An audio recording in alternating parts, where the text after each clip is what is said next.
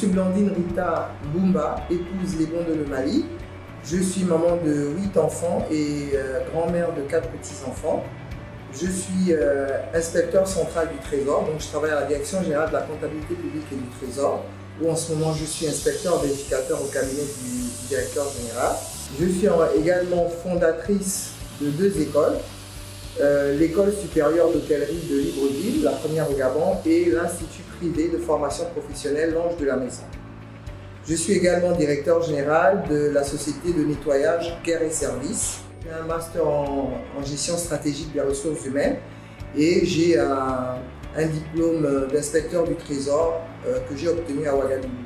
Donc j'ai fait toutes mes études primaires et secondaires au Gabon. C'est après mon bac que je suis sorti. Donc voilà un peu succinctement qui je suis. Donc, je disais que nous avons 2 établissements dans cette enceinte. On a l'école supérieure d'hôtellerie de Libreville, la première école d'hôtellerie du Gabon. Nous préparons donc une licence professionnelle en management des établissements touristiques, hôteliers et de restauration et une licence en qualité et sécurité alimentaire.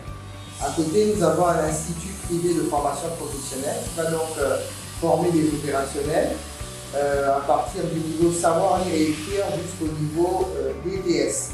Donc nous préparons des BTS, des certificats de formation professionnelle dans les domaines de serveur, barman, femme de ménage, agent d'entretien, nourrice, charcutier, boucher. Le constat qui a été fait, c'est que dans le domaine de l'hôtellerie et de la restauration, les gens n'ont pas toujours été formés. Donc nous, notre travail, vraiment la mission, c'est de former les gens. Donc c'est pour ça au niveau des offres de formation, nous avons la formation continue, la formation initiale, pardon, nous avons la formation continue et nous avons la formation à la carte. Donc ça veut dire que les gens qui travaillent déjà peuvent encore avoir un renforcement de capacité. Déjà, ce qu'il faut savoir, c'est qu'on a une approche assez particulière, une approche innovante, c'est une approche à immersion. Toutes les formations qui se font à l'échelle et à l'Institut privé de formation L'Ange de la Maison suivent ce principe, c'est-à-dire que les étudiants et les élèves sont 3 jours à l'école, c'est-à-dire qu'on a la théorie, et 3 jours en immersion dans les hôtels, les restaurants de la place. Donc ça fait que au sortir de leur formation, ils ont un minimum d'expérience professionnelle. Parce que dans ces établissements-là, ils sont considérés comme des travailleurs, ils payent une assurance, ils sont assurés et ils travaillent comme les autres. Donc déjà sur le marché, ça permet l'employabilité parce que pour la petite histoire, on a commencé à cette école avec 14 étudiants. Malheureusement, 11 ont désisté, 3 ont continué jusqu'au bout, mais aujourd'hui les 14 travaillent. Les 14 en ce moment sont sur le marché du travail. Pourquoi? Parce qu'ils ont passé quand même 2 ans dans cette affaire d'alternance, d'immersion, donc du coup ils ont une expérience professionnelle. Nos étudiants et nos élèves ne chôment pas. En allant en immersion, tout de suite, comme je leur dis souvent, vendez-vous, ils se vendent et avant la fin de la formation, c'est toujours est-ce que je peux avoir telle personne chez moi, est-ce que je peux avoir telle personne chez moi. Donc c'est vraiment ça qui fait notre particularité au niveau de l'échelle et de l'IADN. Je dirais oui et oui. Pourquoi? Parce que en fait, on devrait parler de tourisme. Parce que dans le tourisme, il y a 4 pôles.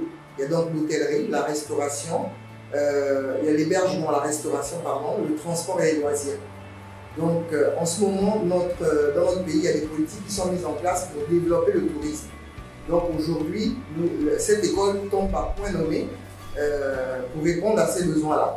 Parce que quand on parle de tourisme, ça veut dire que ce sont des gens qui partent de l'extérieur pour venir chez nous. Ils aimeraient aller visiter nos parcs nationaux et tout ça, mais ils aimeraient aussi, quand ils reviennent à l'hôtel, qu'ils aient toutes les commodités qu'on trouve dans un hôtel. Donc les métiers ont un avenir vraiment extraordinaire. On a une petite par exemple au niveau de l'école qui était à l'USO et qui voulait tellement faire hôtellerie-restauration, mais ses parents n'étaient pas d'accord. Et aujourd'hui, quand les parents sont venus voir les plaquettes de formation, sont venus voir ce qu'on fait ici, ils se sont rendus compte que ce sont vraiment des métiers d'avenir. Là, on vient d'avoir le sommet One Forest Summit. Nos 46 élèves et étudiants ont été retenus au Radisson. Je profite encore pour leur faire un clin d'œil, au Radisson, parce que vraiment merci d'avoir eu confiance en nos enfants. Et le retour a été vraiment, les enfants se sont bien comportés.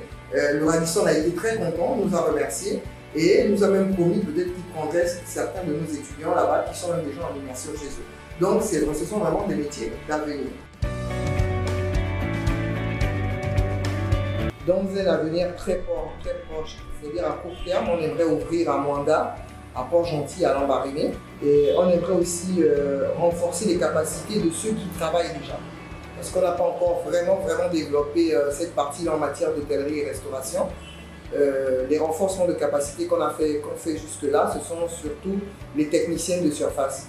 Mais nous aimerions, dans le domaine de l'hôtellerie et la restauration, pouvoir renforcer aussi les capacités du personnel des hôtels, des agences de voyage. On aimerait aussi, à très court terme, former des guides touristiques. Parce qu'on ne peut pas parler de tourisme si on n'a pas de guide touristique. Ce sont des métiers, de véritables métiers. Il faut former les gens là-dessus. On a un partenariat avec certaines administrations comme l'Agence des parcs nationaux qui devrait nous aider dans cette perspective-là. Donc, pour ma part, je pense que Femme 2.0, c'est le fait que la femme qui était un peu mise au second rang, qui était relayée, qu'on ne voyait pas suffisamment, va être maintenant de plus en plus vue. Et je prends l'exemple, en dehors de la femme entrepreneur, par exemple, que je suis, la femme cadre que je suis, mais aussi des femmes qui sont au marché, qui vont au marché, la femme rurale, qu'on va mettre de plus en plus en lumière, qui ne va plus être reléguée au second rang, mais qu'on va voir de plus en plus. C'est pour ça peut-être cette analogie entre femmes et Web 2.0. La cause que je défends, c'est redonner de la dignité à l'être humain en lui apprenant à pêcher du poisson plutôt qu'en lui donnant du poisson. Et la citation que j'aime beaucoup, qui me booste, c'est celle de Nick Vujicic qui dit « Rêvez grand, mes amis, et n'abandonnez jamais. Nous faisons tous des erreurs, mais aucun de nous n'a une erreur. » Alors Nick Vujicic, c'est qui? C'est un monsieur australien qui n'a pas de bras, qui n'a pas de pied, qui a 99 cm, qui a une femme et des enfants, qui est prédicateur de l'évangile, il remplit des stades. Il est président aussi d'une organisation non gouvernementale qui s'occupe des personnes handicapées. Donc c'est un monsieur qui travaille énormément, il est écrivain, il a un doctorat.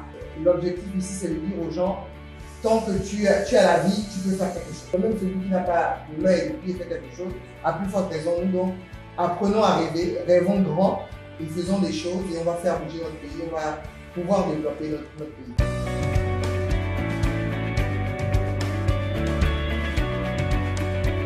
Pour suivre plus de contenu édifiant, rendez-vous sur notre chaîne YouTube P. Ralph Films. Likez, commentez, partagez et abonnez-vous.